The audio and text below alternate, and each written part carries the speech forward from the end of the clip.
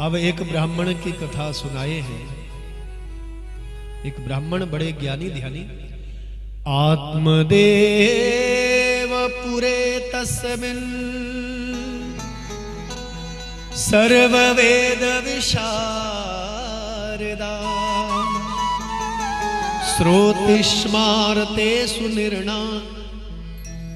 श्रोतिस्मारतेषु निष्णातो द्वितीया इव भास्कर।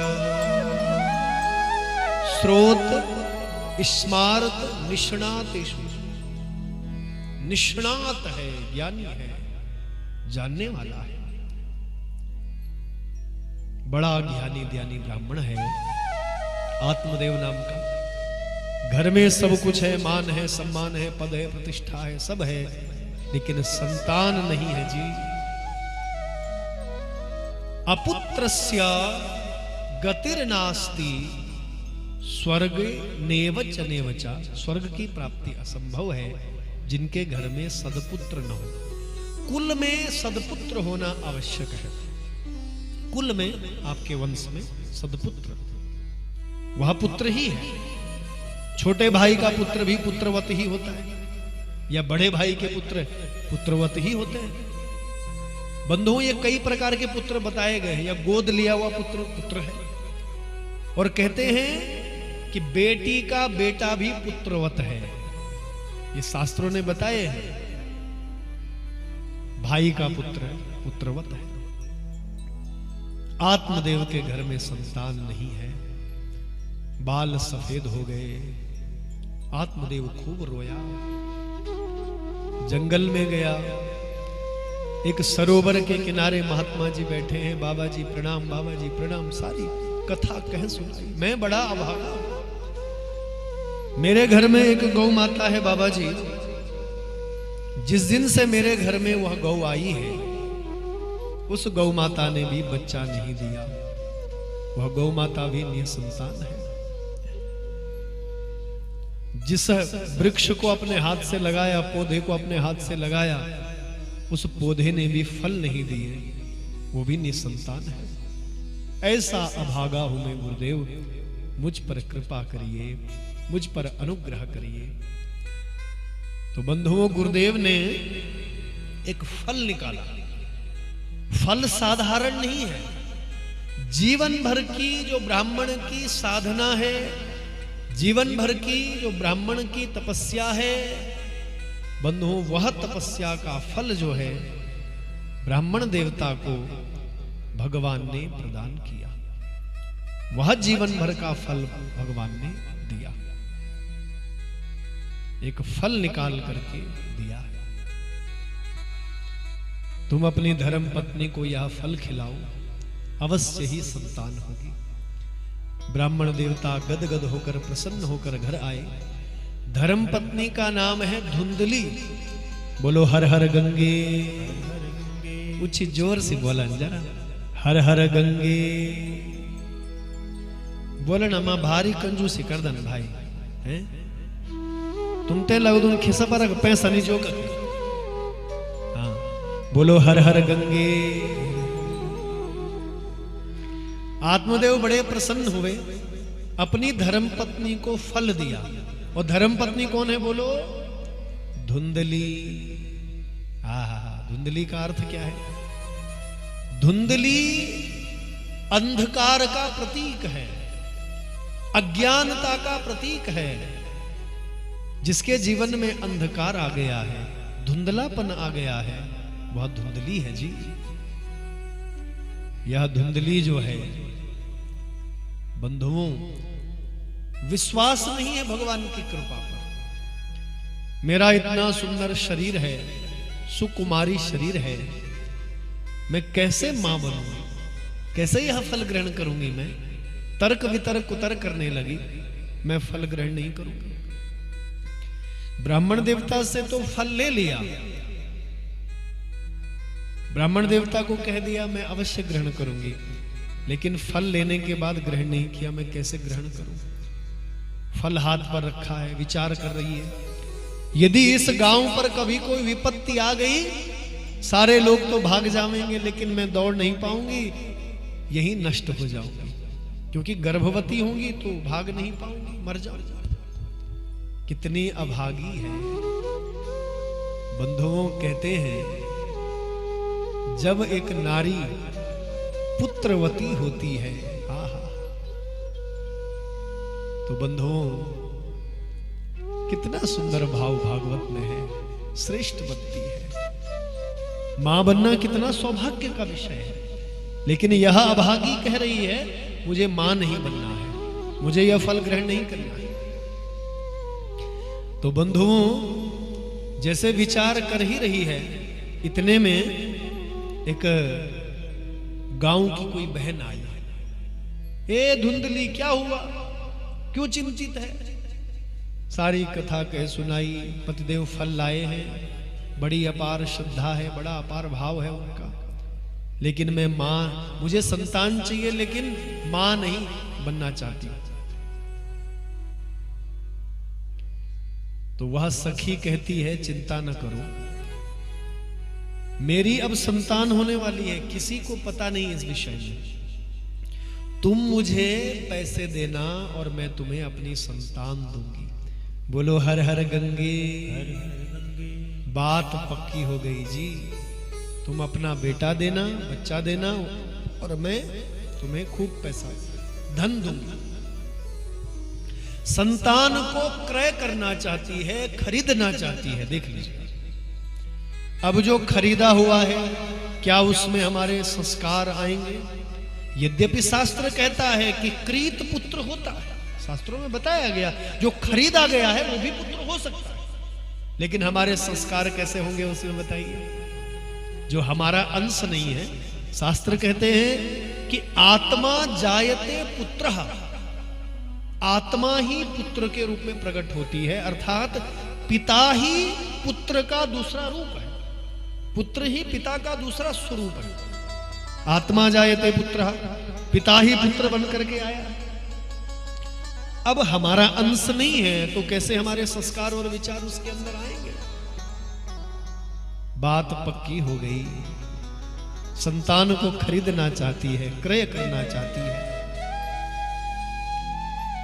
वो जो ब्राह्मण देवता फल लाए थे, उस फल को उठा करके दूर फेंक दिया।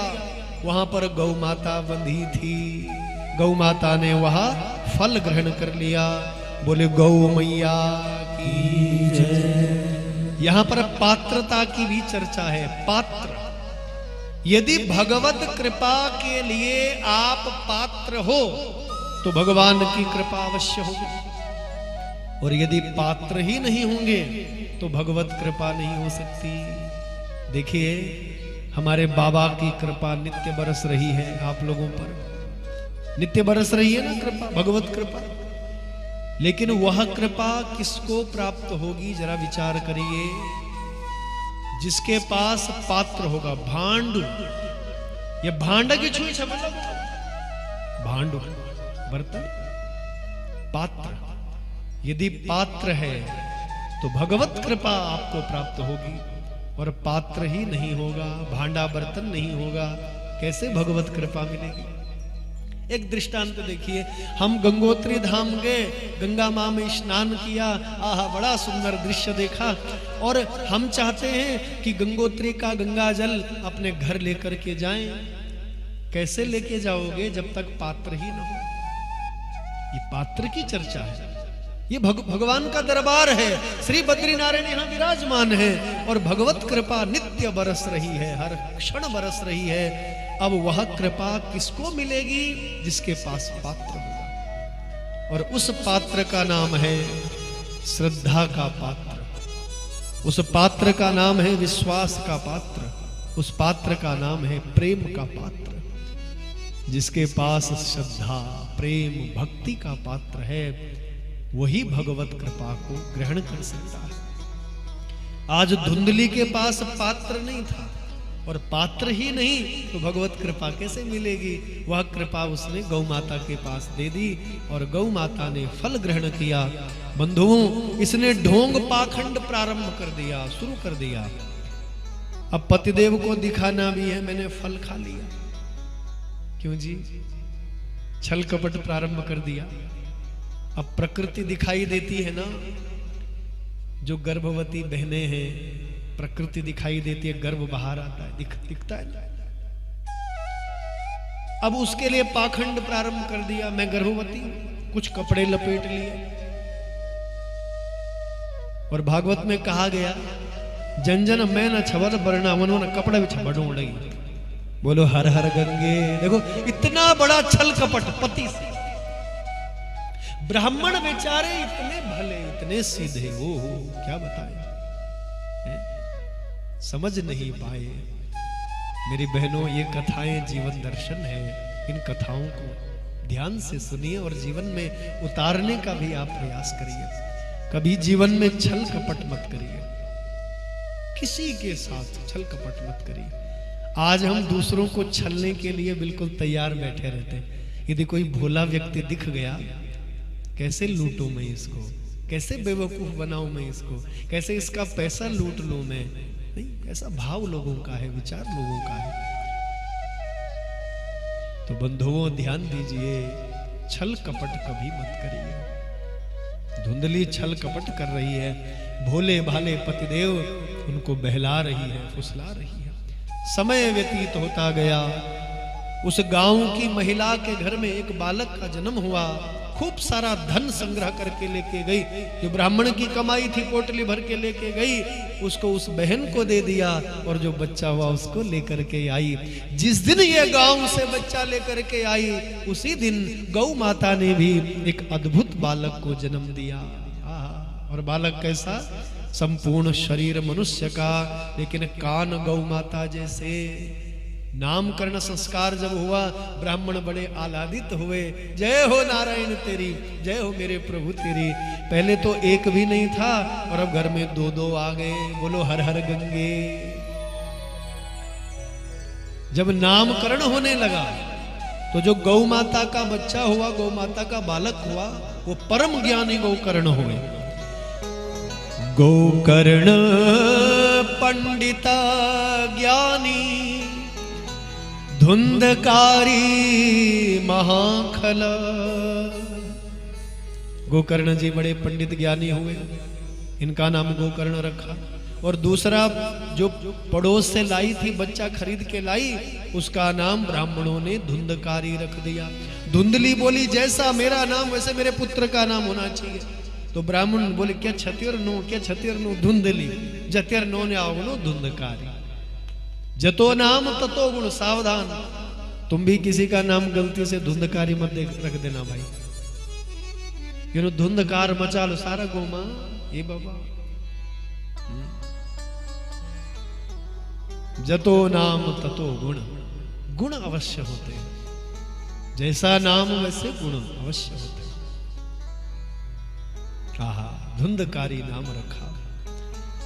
गोकर्ण पंडित ज्ञानी, धुंधकारी महाखला। महाखल हो गया, बचपन से ही बड़ा उदंडी हो गया। बच्चों को मारना, पीटना, लड़ना, झगड़ना, बच्चों को पानी में धक्का दे देना, किसी को गिरा देना कहीं से, सारे दुर्गुण अवगुण आ गए। चोरी करना सीख गया, चोरी करना सीख गया, व्यसन करना सीख गया। हमारे गढ़वाल में ओखाण बोलना नहीं बोलना, कहावत कहते हैं कि पहले बल काखड़ी की चोरी हो तब बाखड़ी की चोरी। तुमने सुनी?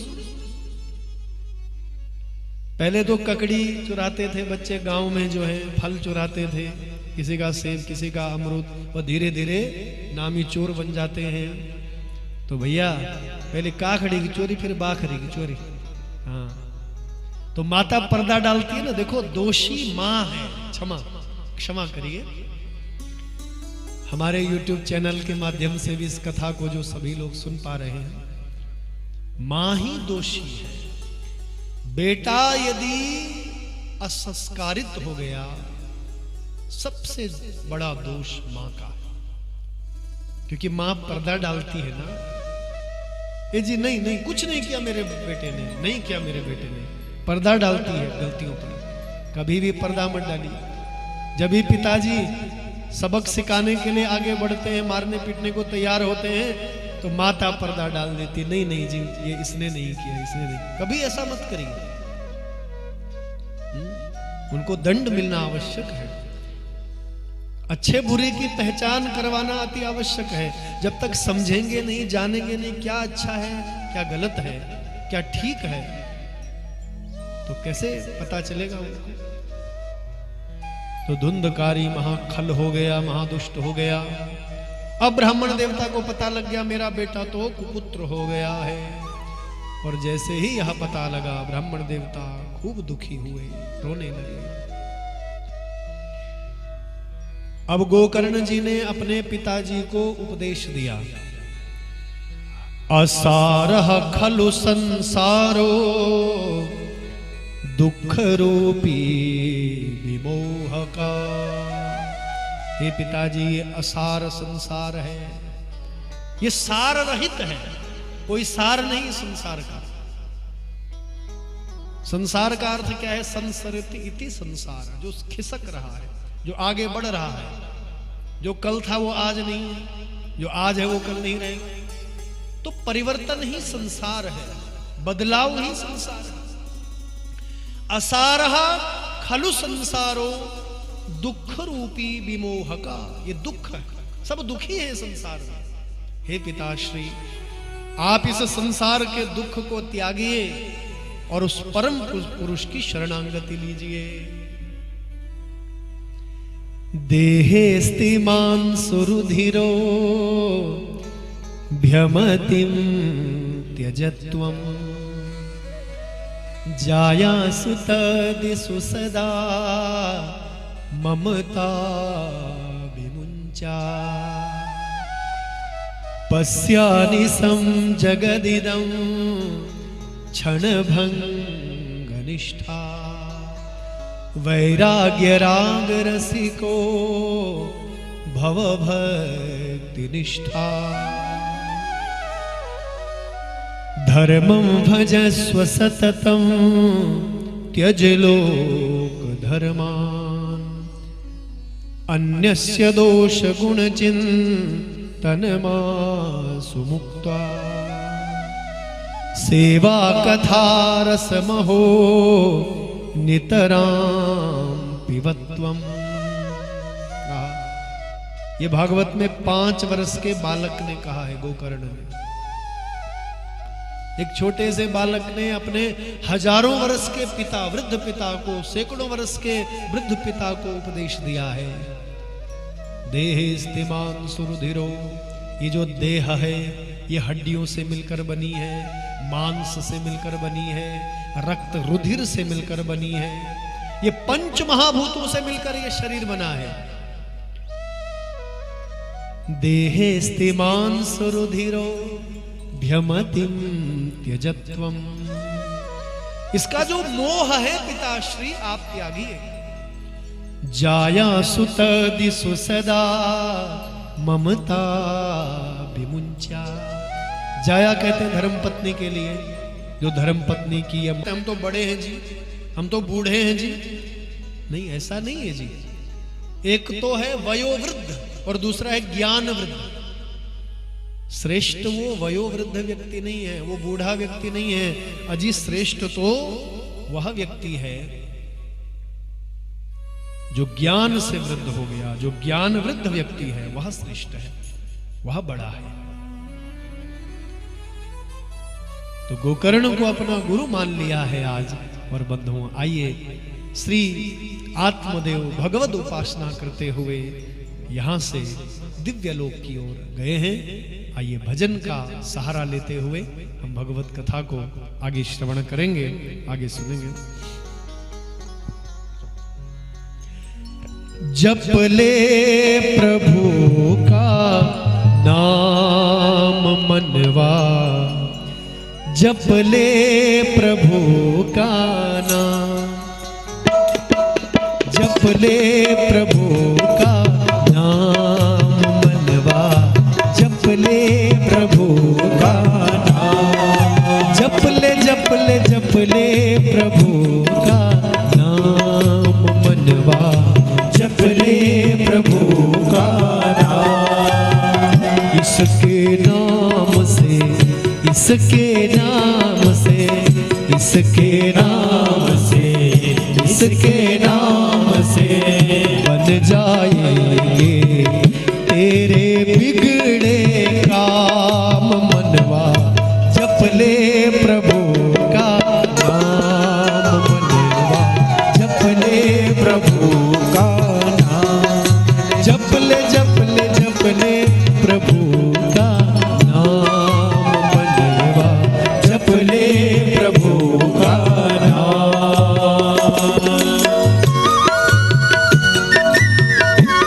जप ले प्रभु का नाम, ही साथ देगा।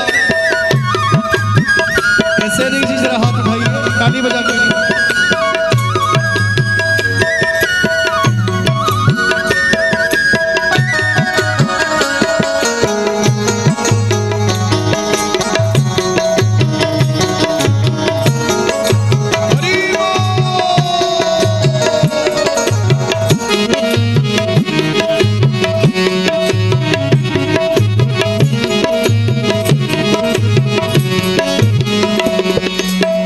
नाम तो वो धन है जो निर्धन को धनवान बना दे। नाम तो वो धन है जो निर्धन को धनवान बना दे। नाम तो वो धन है जो निर्धन को धनवान बना दे। नाम तो वो धन है निर्धन को जो धनवान बना दे। नाम ही नर को नारायण की सही पहचान करा दे। नाम ही नर को नारायण की सही पहचान करा दे, सही पहचान करा दे। मतलब एक है, ऐसा नहीं, जरा हाथ उठाइए।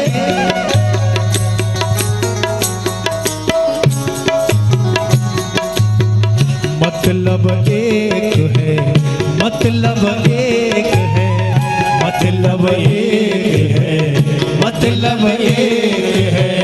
राम कहो या कह लो तुम घनश्याम, मनवा जप ले प्रभु का नाम, मनवा जप ले प्रभु का नाम, मनवा जप ले प्रभु का नाम, मनवा जप ले प्रभु का नाम। ये जप ले जप ले जप ले प्रभु का नाम, मनवा जप ले प्रभु का नाम।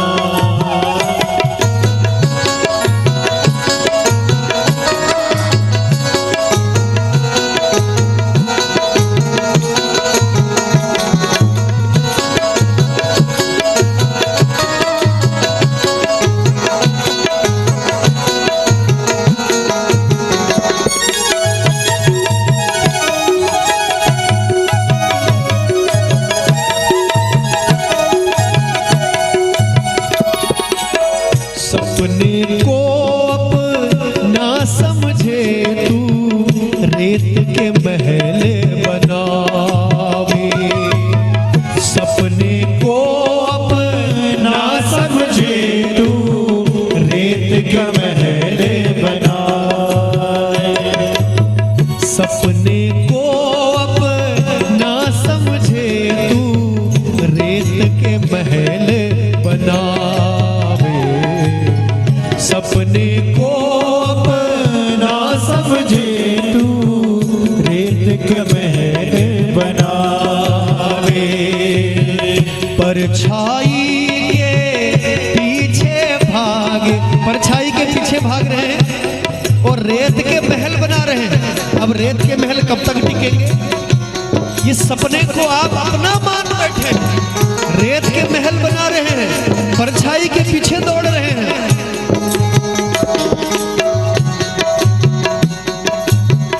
परछाई के पीछे कछु न आए, परछाई के पीछे भागे, हाथ कछु न आए, हाथ कछु न आए। नाम के पेड़ की, नाम के पेड़ के, नाम के पेड़ के, नाम के पेड़ के छाव तले तू कर ले कुछ विश्राम।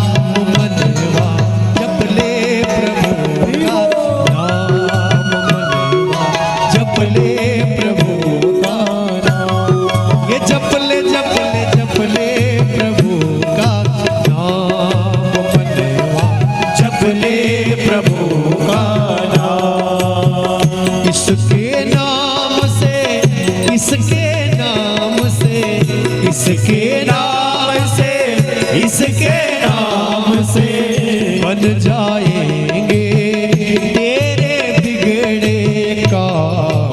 मनवा जप ले प्रभु का नाम, मनवा जप ले प्रभु का नाम। ये जप ले जप ले जप ले प्रभु का नाम, मनवा जप ले प्रभु का नाम।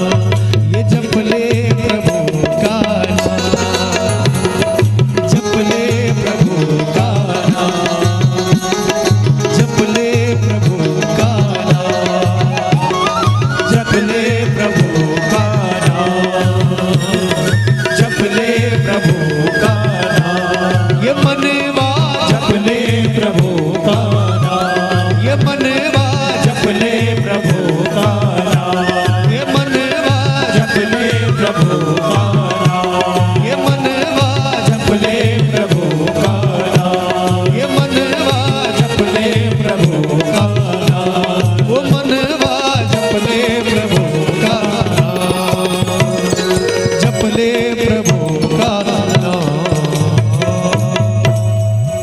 जप ले प्रभु का नाम। मनवा जप ले प्रभु का नाम। इसके जपने से, इसके जपने से बन जाएंगे तेरे बिगड़े काम। मनवा जप ले प्रभु का नाम। तो जीवन का यही सार है। असारः खलु संसारो दुख रूपी विमोहका। ये जो असारः खलु संसार, ये जो असार संसार है, इस संसार का सार केवल यही है, जप ले प्रभु का नाम। जीवन में प्रभु का नाम केवल आश्रय है। यह ज्ञान, यह उपदेश श्री आत्मदेव को गोकर्ण जी ने दिया। आत्मदेव दिव्य लोक में चले गए। अब धुंधकारी का राजपाठ आया। अब पिता तो है नहीं, राजा बन गया घर का। माता धुंधकारी को एक दिन बोला नशे में, ए धुंधली, यदि तूने मुझे आज धन नहीं दिया, पैसा नहीं दिया, तो मैं तेरा वध कर दूंगा। देखिए, ये संस्कारों की बात है जी। संस्कार दीजिए बच्चों को। आज भारत राष्ट्र के लोग बच्चों को महंगी शिक्षा दे रहे हैं, लेकिन संस्कार नहीं दे पा रहे हैं। बच्चों को संस्कारवान बनाइए, उनको संस्कार दीजिए। इस राष्ट्र में आज के भौतिकवादी युग में संस्कारों की नितांत आवश्यकता है। संस्कार दीजिए। कहीं हमारे घर में भी धुंधकारी जैसा पैदा न हो जाए। नाम भले ही कुछ और होंगे, लेकिन आज इस भौतिकवादी युग में कई बेटे ऐसे हैं जो धुंधकारी से कम नहीं है, जो माता पिता पर भी हाथ उठाने को तैयार हो जाते हैं। जिस मां ने 9 महीने 10 महीने गर्भ में धारण किया, जिस पिता ने बच्चों का पेट भरने के लिए स्वयं भूखा रहा, उस ममतामयी वात्सल्यमयी मां को हम घर से निकाल देते हैं। कई ऐसे कुपुत्र हैं जो मारने पीटने को भी तैयार हो जाते हैं।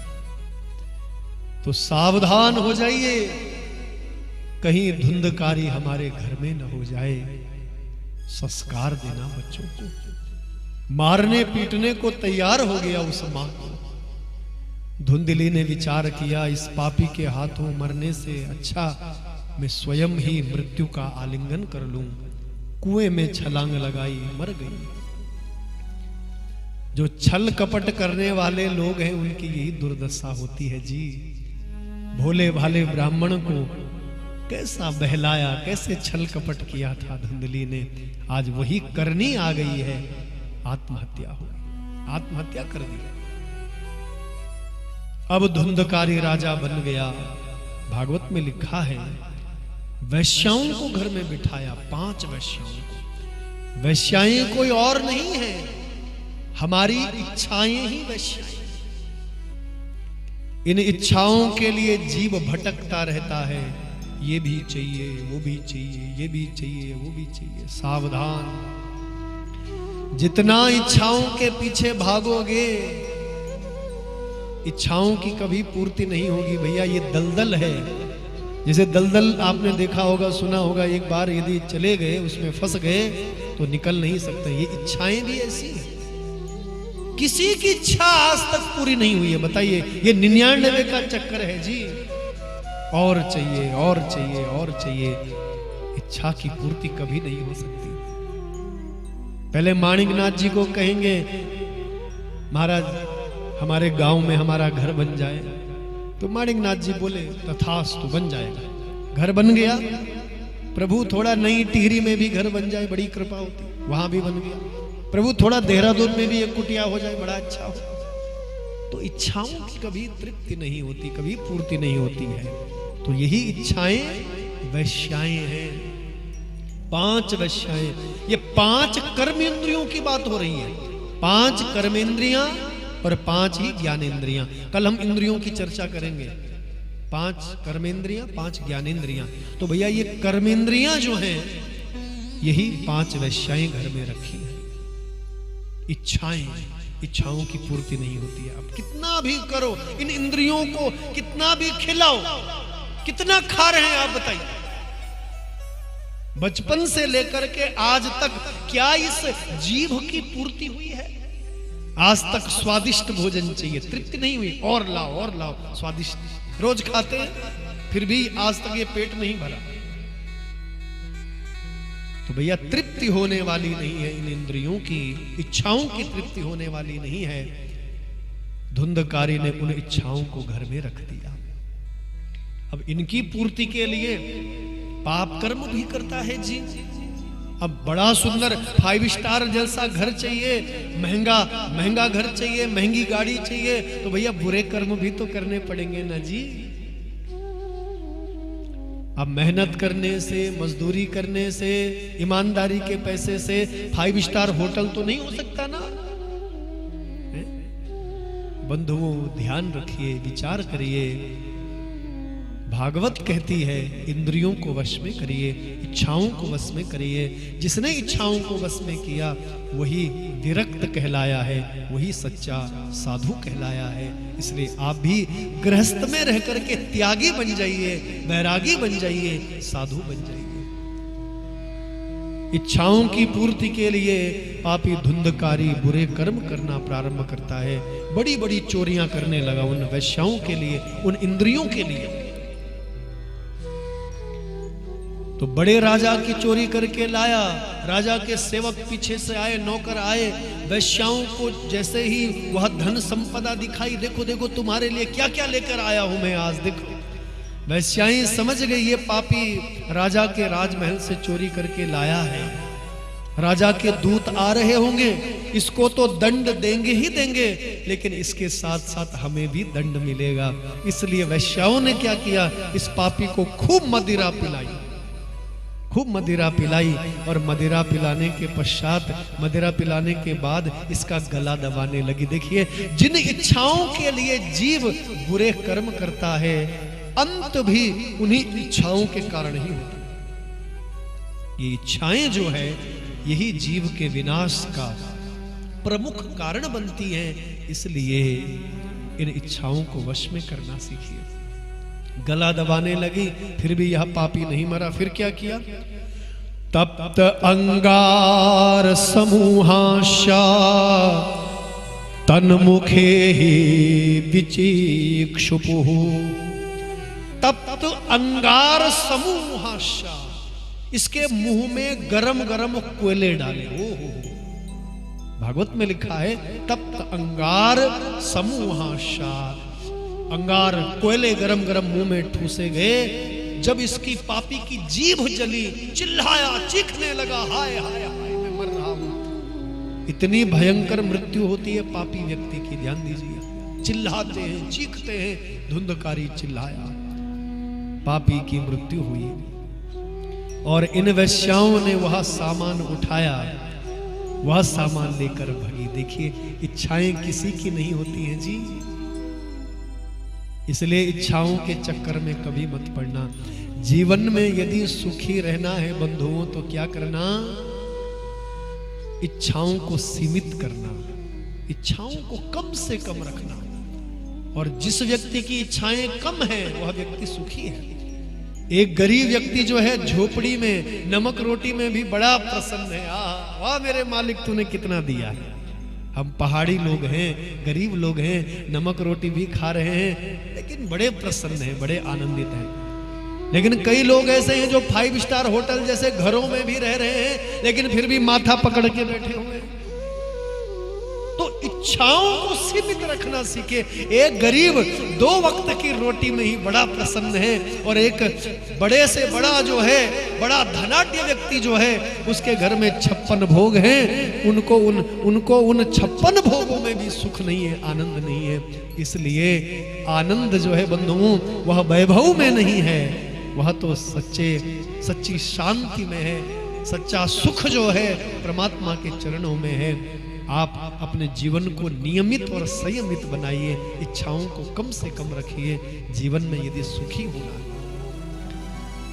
इच्छाओं को जितना बढ़ाओगे कभी तृप्ति नहीं होने वाली इन इच्छाओं से। धुंधकारी की मृत्यु हुई, और बंधुओं आइए यहाँ वैश्याएं सामान लेकर के भगी। गोकर्ण महाराज को यह सूचना मिली, माता पिता भी चल बसे, भाई धुंधकारी भी, उसकी भी मृत्यु हो गई। तो गया, श्राद्ध किया, पुष्कर राज में जाकर श्राद्ध किया, तर्पण किया, पिंडदान किया।